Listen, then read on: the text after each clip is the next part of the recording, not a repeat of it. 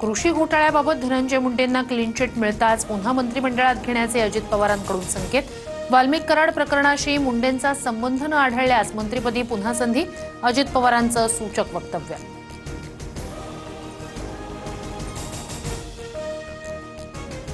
सोमवारी मुख्यमंत्री फडणवीसांसोबत माणिकराव कोकाटेंबाबत चर्चा करणार। मंगळवारपर्यंत कोकाटेंबाबत अंतिम निर्णय।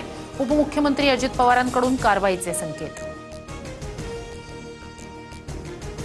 दिल्लीत मुख्यमंत्री फडणवीस आणि अमित शहांमध्ये भेट। मंत्र्यांच्या वर्तनावरून शिंदे आणि अजित पवारांकडे फडणवीसांची तीव्र नाराजी।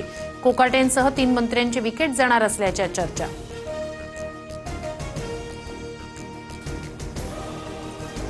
मंगळवारपर्यंत कोकाटेंच्या राजीनाम्याची अपेक्षा। अजित पवारांच्या भेटीनंतर विजय घाडगेंना विश्वास, तर सूरज चव्हाणांना पक्षात यापुढे स्थान नाही असं अजित पवार म्हणाले। घाडगेंचा दावा।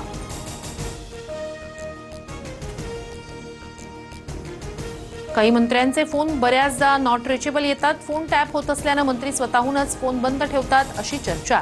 रोहित पवारांची पोस्ट, तर फक्त आरोप नको पुरावेही द्या, अजित पवारांची प्रतिक्रिया।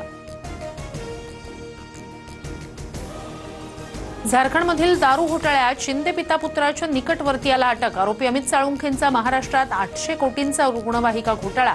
सर्व पैसे श्रीकांत शिंदेंच्या संस्थेकडे वळवले। राऊतांच्या दाव्यानं खळबळ। दिल्ली दौऱ्यात मुख्यमंत्री फडणवीसांकडून दिग्गज नेत्यांच्या भेटीगाठी। गावांना सिमेंट रस्त्यांनी जोडणार, सांडपाणी प्रक्रिया, बांबू क्लस्टर, विदर्भात खत प्रकल्प, एनसीडी स्क्रीनिंगसाठी एआय यासारख्या विषयांवर चर्चा। ज्ञानेश्वरी मुंडेंचं रास्ता रोको आंदोलन तात्पुरतं स्थगित। महादेव मुंडे हत्या प्रकरणातील आरोपींना अटक करण्याची मागणी। बीडचे पोलीस अधीक्षक नवनीत कावत यांच्या आश्वासनानंतर आंदोलन मागे।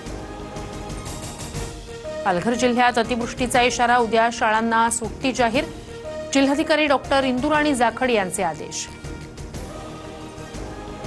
सरन्यायाधीश पदावरून निवृत्त झाल्यानंतर कुठलंही शासकीय पद स्वीकारणार नाही, भूषण गवई यांचं मोठं वक्तव्य। जास्तीत जास्त वेळ दारापूर, अमरावती आणि नागपूरमध्ये घालवणार, गवईंची प्रतिक्रिया।